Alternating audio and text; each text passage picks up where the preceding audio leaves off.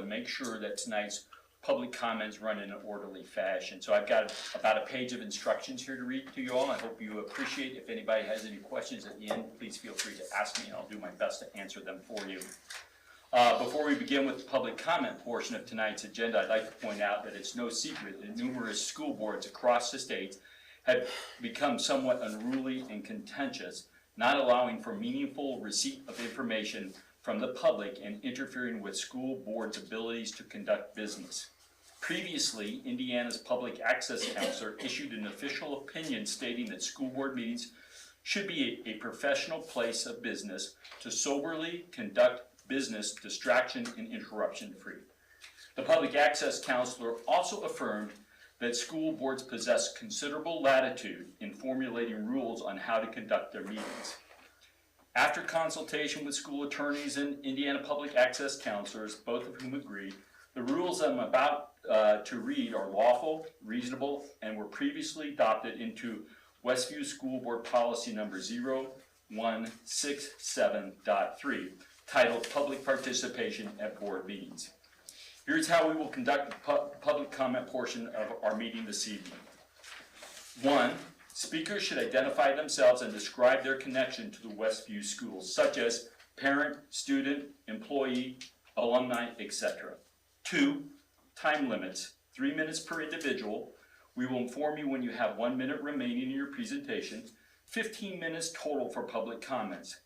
Each person may speak once, and a speaker cannot pass or share his or her allotted time with another person. 3. Comments should be directed to the board as a whole, not to any individual board members, nor to any member of the audience. 4. If possible, and to allow as many persons as possible to speak, repetitive comments should be avoided. 5. Confidential student, personnel, or health information should not be shared. 6.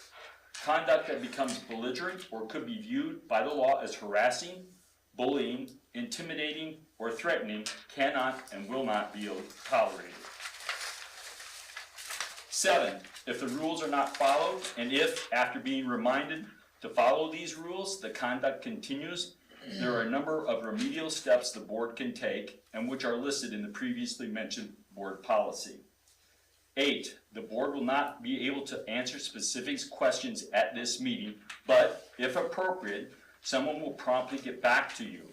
For clarity purposes, we may ask you to place your inquiry in an email and provide us an email address. 9. If these initial rules of decorum are unsuccessful, the school board will explore the implementation of additional measures designed to create a conducive environment for the reasonable exchange of comments and information regarding Westview schools. Does everybody understand or have any questions about these rules? All right, it looks like we're ready to begin. Looks like I got three people here, correct? You'll have to excuse me, is it Les Hively? Is that right? My name is Les Hively. I'm a Westview teacher of nearly 2 decades. I'm the Westview Education Association co-president, and I'm here representing all Westview teachers. I want to thank all the teachers and community members who are here and those watching on the live stream at home. We sincerely appreciate your support. I want to thank you for the 17 that were allowed in the room, and the ones in the lobby, and the roughly 50 in the parking lot. The Westview Education Association expects a fair contract for all the teachers at Westview. We are willing to work with the administration at Westview to accomplish that goal, but so far have not found the common ground needed to ratify a new contract.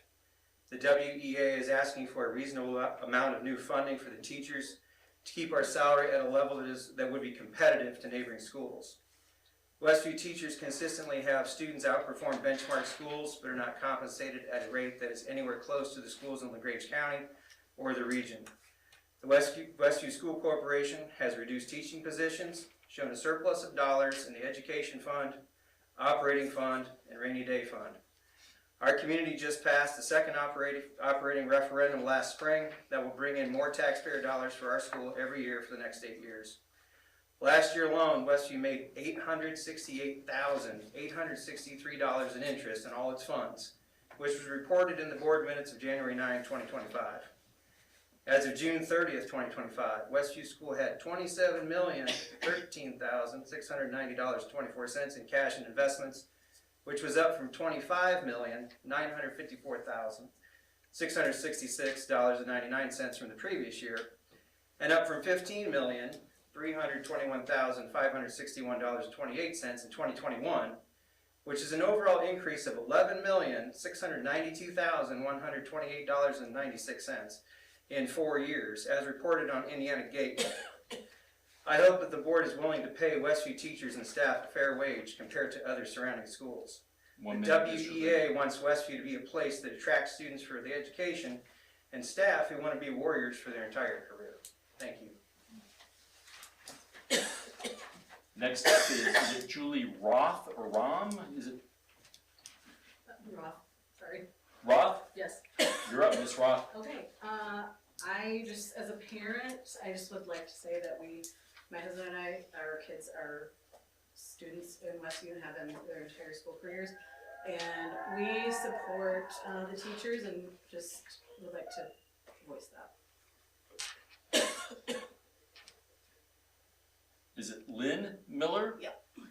Mr. Miller, your chime. I've been coming for 3.5, 4 years. It's the first time that you guys have cut off people coming in.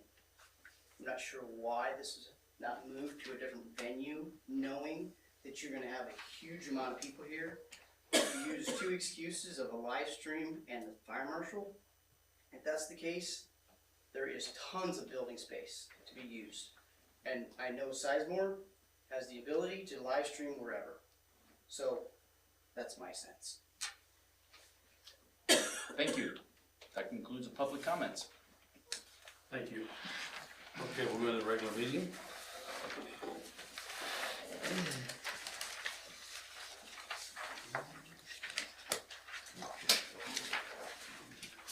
Okay, I need approval of the board minutes for last month. Need a motion. Chuck, need a second. I'll second. Terry, second. All in favor, raise your right hand. That's 5-0. No ISBA or policy? Morgan.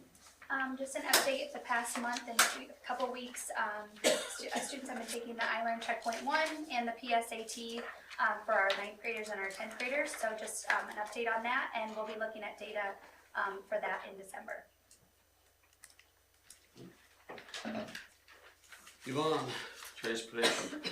So I will be, by December, I'll be down 3 drivers. I have the 1 route that we still need to fill from the first of the year, and then 2 that are retiring in December. So I just talked to my trainer today. We have 1 that's going to test on the 25th. So hopefully that all works out, and then I'll just have 2 more to fill by the end of December. And then for buildings and grounds at Shipshawana, we were working on a water leak. We got that fixed. There's a little bit more work we're going to do to it, but it is fixed, so we can utilize the water is between the old bus garage and the school right in the middle of the drive. But we did get that taken care of. We started working at Topeka, and I think they paused again, but I've got to call into Eric on that. And then last 2 weeks we winterized all the chillers, so we're ready for the cold weather. Thanks, Jill. Randy's gonna look for technology, I guess. Yeah, I've phone system upgrades have been completed. The hardware hopefully is improving the capacity and extends the longevity. The project completion was achieved without requiring a whole lot of replacement of the existing desk and office units. Network switches at Westview Elementary were upgraded during fall break, improving the network capacity and longevity within the building. So the infrastructure faster, more reliable for the students and staff there. Kendra, financial. The summer school report is available there. Just some really great highlights from our summer school that we hosted this year. We received a 100% reimbursement on all of our summer school expenses for 2nd and 3rd grade. And that was a total of $18,170. And we also conduct high school mostly for credit recovery, and then we also have summer ag experience that's held during the summer. And we received about 53% of that in a reimbursement, so we requested $8,127, but we received $4,308. So we're really proud that that exceeded our expectations, and also that we were anticipating that we would get 100% of the second and third grade, but we did not know for sure because it was our first year doing it. So we did receive a total of $22,478 for our summer school reimbursement for 2025. And then our 2026 health and dental insurance rates have been set. We had a health insurance committee meeting on October 28th, and the health insurance committee members are all listed here. We have 2 certified members, 2 classified members, and 2 administrators. And we did a 1% increase for our 2026 calendar year benefit year. Very proud that we were able to keep the renewal at such a low increase, especially considering last year was 6.5%, which was a big ouchie, and the year before was 13%. So I'm really proud of the claims, the trends, the improved health of our people here at Westview and our membership, and the work that the health insurance committee does. Nothing is changing with any of our policies, our carriers. We are looking at potentially moving a dental carrier, but we're in a 2-year contract, so we gotta finish that out. But we'll be looking to see if we can improve our network and improve our options for our membership. There is one small change on the summary of benefits, and it's related to IRS guidelines for high deductible health plans. The health plan number 1, which is the lower deductible of the 2 high deductible plans, we had to move the single deductible up from $3,300 to $3,400, and the family deductible from $6,400 to $6,800. So those were just IRS requirements. Those are the minimums that you have to have. Do you have any questions on our health insurance renewal? Just glad it's all. Yeah. Smart, Yeah. All right, thank you. Claims, need approval of that. Yeah, you wanna take all the next items, typically you take them in one swoop. Yep. So we're looking at items I through K. We would offer those up as a recommendation at this time. Need approval for I through K. Have a motion? Gary, you second? Second. Chad, all in favor, raise your hand. That goes 5-0. We have some additional action items that we'd like for you to consider. We're seeking approval to discontinue our contract with our Educational Services Center for Food Service Director Services. These responsibilities would be added to the data specialist role. By combining these 2 roles and the corresponding increase salary for the data specialist for taking these on, the net savings to the corporation is $8,000. So we'd ask for you to approve us discontinuing that contract and adding those responsibilities to our data specialist. Do I have a motion? I'll make motion. Chuck, need a second? I'll second. Toby, all in favor, raise your right hand. That's 5-0.